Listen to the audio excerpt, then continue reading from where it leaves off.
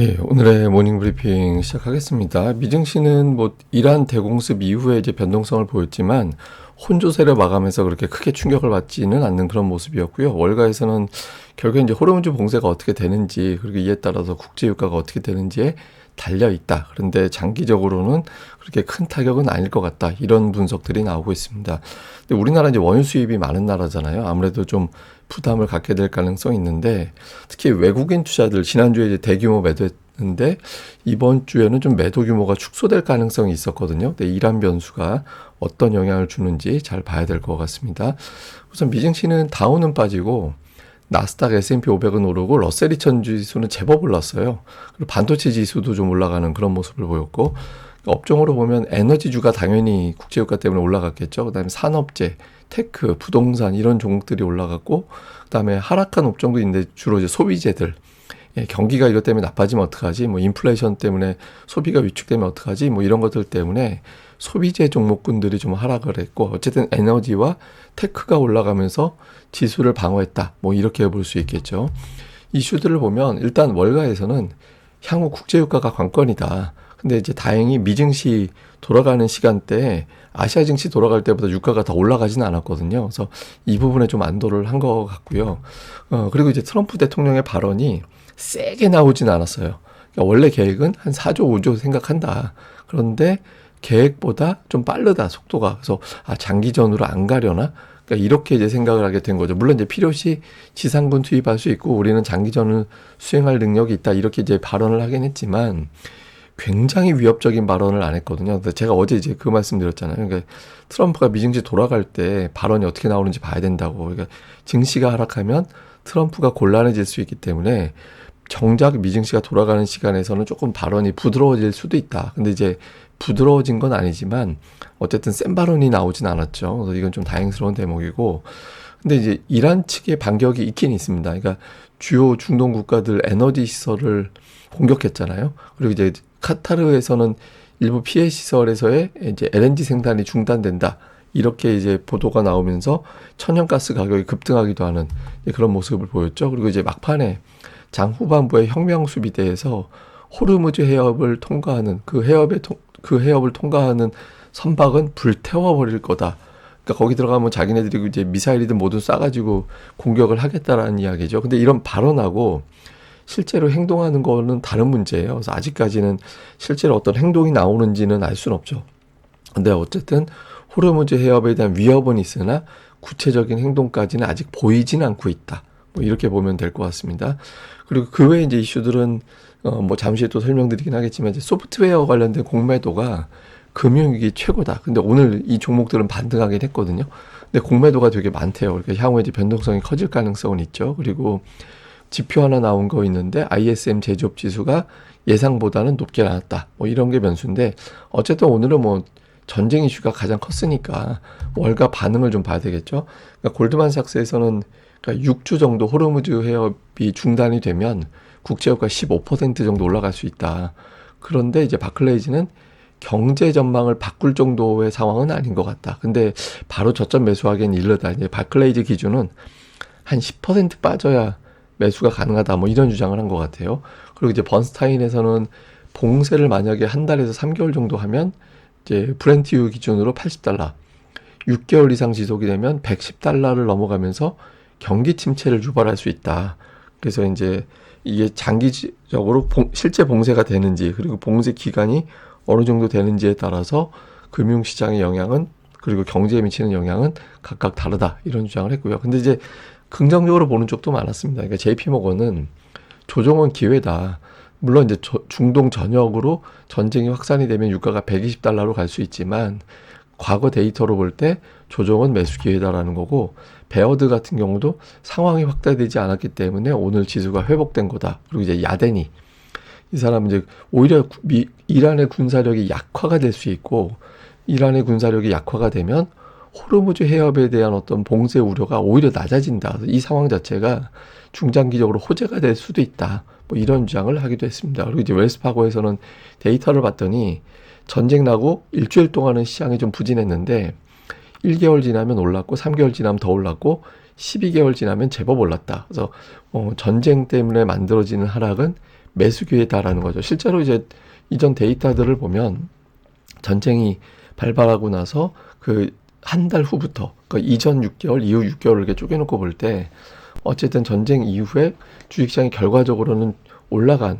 그런 케이스들이 더 많았거든요. 그러니까 우크라이나 이슈라든가 그 이전에 이제 뭐 나왔던 그러니까 1973년도 자료까지 우리가 볼 필요는 없으니까 근데 뭐 중동 지역에서 나왔던 과거의 어떤 데이터라든가 이런 것들 특히 중동 쪽 전쟁 같은 경우는 그 이후에 이제 대체로 증시가 올라가는 그런 경향이 있었기 때문에 뭐 이번 같은 경우도 투자자들 입장에서는 그냥 일단 매수하고 우크라이나 러시아 상황 같이 인플레이션을 폭등시키는지는 그 이후에 좀 봐야 되는 거 아닌가? 뭐 이렇게 이제 생각을 해서 비교적 차분하게 시장이 움직였던 것 같습니다.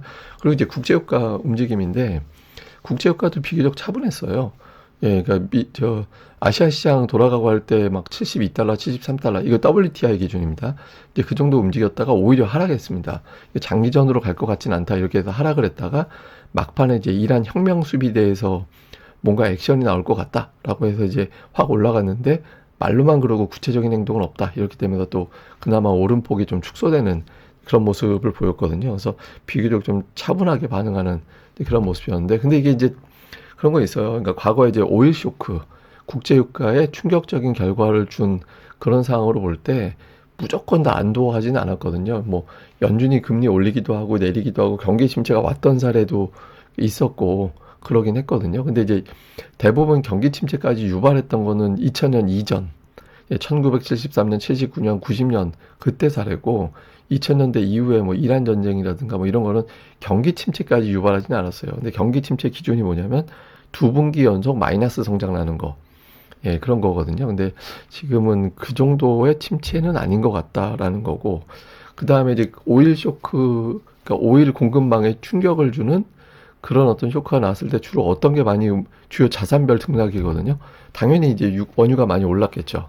예, 원유가 많이 올라가고, 근데 신흥시장은 타격이 좀 있었어요. 그러니까 신흥시장 같은 경우는 이제 주식시장이 좀 부진한 그런 모습이 있긴 했거든요. 그러니까 우리가 이제 여기에 들어가니까 오일 쇼크 공급망의 차질이 굉장히 오랫동안 빚어지게 된다라면 우리 증시는 불리하긴 합니다. 근데 이제 이게 이렇게 장기적으로 이어지진 않을 거라고 봐서 오늘 뭐 주식시장이라든가 국제유가도 뭐 그 정도로 폭등하진 않고 비교적 좀 차분하게 그렇게 움직이는 모습을 보인 것 같습니다. 근데 어쨌든 뭐 그 호르무즈 해협을 이동하는 걸로 보면 이제 사우디아라비아가 그 해협으로 제일 많이 이동하거든요.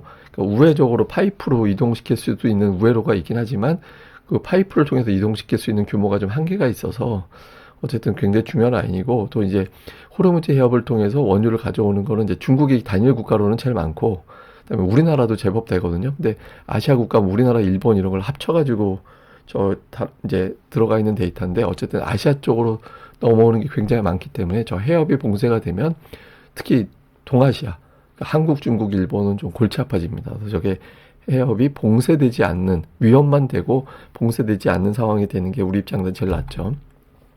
뭐 주요 종목은 그러니까 빅테크 종목들이 비교적 선방했어요. 그러니까 엔비디아, 뭐 애플은 뭐 주가 이제 거의 보합 정도 그러니까 시가총 132가 이제 지수를 좀 방어해주는 그런 역할을 했죠. 그래서 근데 이거는 이제 그런 분석이 있습니다. 그러니까 뭐냐면 위험할 때는 현금 많은 기업이 최고다. 그래서 현금을 많이 보유한 기업 쪽으로 자금이 들어가다 보니까 이제 그 상황에서 엔비디아, 뭐 마이크로소프트 이런 종목들의 매수가 들어갔고 애플도 그렇게 투자들이 빠져나오지 않으면서 이제 지수를 방어해줬다라는 거죠. 그다음에 오른 종목들은 뭐 당연히 에너지주들, 팔란티어는 이제 이 국방부에 납품하는 기업이잖아요.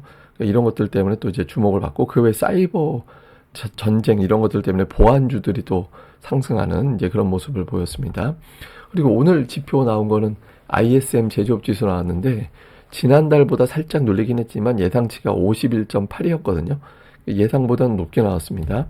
근데 이제 주목해 볼 만한 게 일단 신규 주문은 조금 줄어들었어요. 근데 줄어들긴 했지만 확장 국면이잖아요. 50 이상이면 확장이니까 이거는 뭐 그렇게 나쁘지 않은데 조금 조심스러운 건 가격 지수가 너무 올라갔어요. 예, 그 전달에 59였는데 이번 달에 70이 나와서 무려 전달 대비 11.5포인트나 올라갔거든요. 그러니까 미국의 물가가 뭔가 좀 이상해요, 최근에. 그래서 물가가 이렇게 올라가 버리면 이제 여기 국제유가까지 이제 흐름이 올라가는 쪽으로 바뀌어버리면 상당히 불안정해질 수 있거든요. 이걸 분명히 이제 트럼프를 비롯해서 미국 정부에서도 알 거기 때문에 그러니까 국제 유가가 올라가지 않도록 좀 조절을 해야 될 겁니다. 이게 물론 뭐 미국이 아무래도 원유 수출국이라 하더라도 자체적으로 물가가 급등하면 미국 경제 자체가 나빠질 수밖에 없거든요. 더군다나 올해 선거가 있기 때문에. 그래서 그러니까 물가를 이 상태에서 잡지 않으면 트럼프에게 정치적인 치명상이 가해질 수 있기 때문에 그러니까 이 부분 이래저래 최근에 나오는 물가 데이터들이 별로 안 좋잖아요. 그래서 이런 것들은 조금 트럼프 입장에서는 조심스럽게 대응할 수밖에 없을 거다 이렇게 봐야겠죠. 근데 어쨌든 뭐 낙관론자들은 별의별 뉴스가 나와도 결국에는 주식시장은 올라갔다. 그리고 그 근거로는 기업들의 실적 전망치가 계속 올라가고 있기 때문에 그러니까 이번에도 뭐 이 실적 전망치를 훼손할 게 아니기 때문에 뭐 장세가 바뀌지는 않을 것 같다. 이렇게 이제 믿는 것 같습니다. 자, 우리 증시는 코스피가 직전까지 좋았잖아요. 예, 흐름이 좋았고 또 하나는 이제 어떤 게 있냐면 3일 연속 하락하지 않았거든요. 그러니까 3일 연속 하락한 건 마지막에 12월 11일까지 3일 하락한 게 마지막이고 그 이후에는 지금 3개월 가까이 3일 연속 하락이 없어요. 만약에 이제 오늘 초반에 하락하게 된다라면 투자자들은 그럼 내일은 상승하겠지. 이렇게 되면서 저점 매수가 가동이 될 수도 있거든요. 그래서 오늘 흐름이 이제 양봉 나오느냐, 음봉 나오느냐, 제가 뭐 자주 말씀드리지만, 그러니까 우리 증시는 대기 매수 자금이 굉장히 강력했잖아요. 예, 그런 대기 매수 자금이 오늘 같은 이벤트에 가동이 되는지 이 부분이 상당히 중요할 거고, 코스닥 같은 경우는 지금 4일 연속 올라가면서 코스피보다 훨씬 더 강한 그런 모습이 나타나고 있었거든요. 예, 그리고 1200을 지난주에 잠깐 돌파를 했었잖아요. 그러니까 ADR상, 그러니까 과열로 보느냐라고 본다면 코스닥은 오히려 과매도에 근접해 있는 상태입니다. 그러니까 지금 위치에서는 코스닥은 오히려 종목들별로는 좀 기회로 삼을 수 있는 흐름이 나올 수도 있거든요. 근데 이제 사실 이란 관련된 수혜주는 코스피에 주로 몰려있죠. 방산주나 에너지주나 이런 것들이 이제 코스피에 몰려있기 때문에 코스닥 같은 경우는 이제 관련된 종목군들이 좀 덜하긴 하잖아요. 근데 이런 국면에서도 코스닥이 오후장에서 올라가면서 지난주에 코스닥이 더 강력했던 흐름을 좀 이어갈 수 있는지 요 구도를 이제 살펴볼 필요가 있죠. 근데 이제 주식시장 수급을 보면 코스피 같은 경우는 외국인들이 2월 13일 이후에 한 번도 매수한 적이 없었거든요. 근데 제가 이제 지난주 외국인들의 매도를 설명드리면서 MSCI 리밸런싱 때문에 매도 규모가 좀 오버한 것 같다. 그래서 지난주 같은 매도는 좀 나오기는 쉽지 않을 것 같다. 그래서 지난주보다는 매도가 좀 축소될 가능성? 이 점 설명드렸잖아요. 근데 여기서 매도를 많이 한다라면은 이런 건 있죠. 한국, 일본, 중국은 원유 수입을 많이 하는 나라인데 이 부분이 흔들렸기 때문에 한국에 대해서는 좀 이번에는 좀 매도하는 게 맞지 않나? 이렇게 되면서 새로운 매도가 붙을 수도 있죠. 근데 어쨌든 그런 경우에도 지난주보다는 매도가 줄어야 됩니다. 그래서 좀 규모가 실제로 줄어들거나 아니면 이제 지난주와 수급이 바뀌는지 이 부분 볼 필요가 있고, 코스닥은 오히려 괜찮죠. 지난주 외국인들이 닷새 중에서 4일을 매수했거든요. 예, 외국인들이 매수하고 기관도 목금 매수했잖아요. 그래서 지금 지난주에 들어서 코스닥 쪽이 좀 수급이 더 좋아진 그런 모습이 있었는데 이런 구도 그대로 좀 이어지게 되는지 볼 필요가 있습니다. 근데 어쨌든 국제유가가 좀 의식되긴 하죠. 왜냐하면 지난달에 아니라 2024년 기준으로 뭐 25년 데이터가 아직 나오진 않았으니까 이거 한국 석유공사 블로그에 가면 이런 데이터들 나옵니다. 거기서 데이터를 보면 우리나라가 이제 1년에 10억 배럴 정도 수입을 한대요. 네, 10억 배럴. 그러니까 유가가 1달러 올라가면 비용이 10억 달러가 추가가 되는 겁니다. 만약에 10달러가 올라가면 100억 달러가 추가가 되는 거죠. 그러니까 우리나라가 반도체 열심히 팔아가지고 그중에 적지 않은 금액을 원유 사는데 떼줘야 되는 경우가 생길 수 있게 되는 거예요. 그러니까 유가가 이제 여기서 안 그래도 최근에 유가 올라온 상태였잖아요. 예, 그리고 이제 아직까지는 그러니까 뭐 미주산 원유 수입 비율이 올라갔다고는 하더라도 여전히 중동산 원유 수입 비중이 70%가 넘거든요. 그래서 지금 호르무즈 해협이라든가 이런 것들이 실제 봉쇄가 되면 우리나라 이제 비축량이 몇 개월치 되니까 당장은 타격은 없지만 길어지면 타격을 받을 수도 있잖아요. 그래서 이런 부분들을 좀 봐야 되는데 현재까지 월가 분위기도 그렇고 이제 시나리오 자체로는 장기전으로 가진 않을 것 같다. 그러니까 우크라이나 같이 서방 국가들이 지원을 해주면서 우크라이나는 러시아하고 맞붙으면서도 길게 버텼지만 이란을 지원해주는 서방 국가는 없잖아요. 중동 국가들 내에서도 이란을 엄청나게 지원해줄 수 있는 능력 있는 것은 없고, 그러니까 뭐 장기전으로 가지는 않고 특히 호르무즈 해협이 봉쇄되는 거는 쉽지는 않을 것 같다라는 분석이 아직까지는 우세하긴 합니다. 자, 일단 연휴 기간에 사실 미국 AI 뉴스들도 있었어요. 그러니까 AI에 대한 여러 가지 이제 분석, 다음에 영국 산업 관련된 업체 이제 파산 뉴스도 있었고, 근데 지금 이란 전쟁이 다 덮어버렸거든요. 근데 이러면서 우리 증시에도 호재도 있긴 합니다. 뭐냐면 2월 수출이 29% 증가했는데 설 연휴가 있었기 때문에 이걸 빼고 평균 조업일수 기준으로 치면은 작년보다 무려 50% 가까이 수출이 급증했거든요. 그러니까 반도체가 지금 한 분기별로 보면 어마어마하게 수출이 늘어나고 있어요. 그리고 이제 특히 우리 증시는 대기 매수 자금이 풍부하게 가동이 됐잖아요. 그래서 오늘 그런 모습들이 확인이 되는지, 그리고 2월에 반도체와 자동차가 아주 강하게 올라갔는데 이번 첫 거래일에는 뭐가 올라가느냐, 이걸 볼 필요가 있습니다. 그리고 이제 그 한국 ETF 거래량이거든요.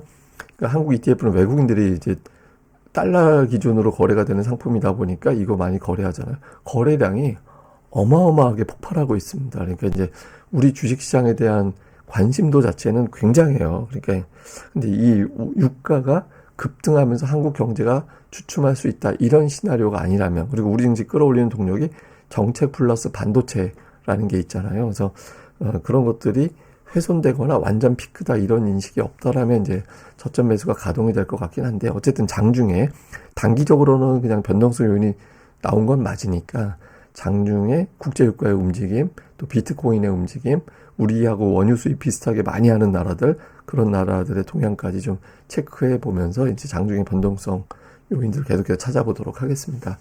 예, 그럼 또 오늘 하루 또 잘 보내시고요. 저는 또 다음에 뵙겠습니다. 이 방송 구독하기와 좋아요, 꼭 좀 부탁드리겠습니다. 감사합니다.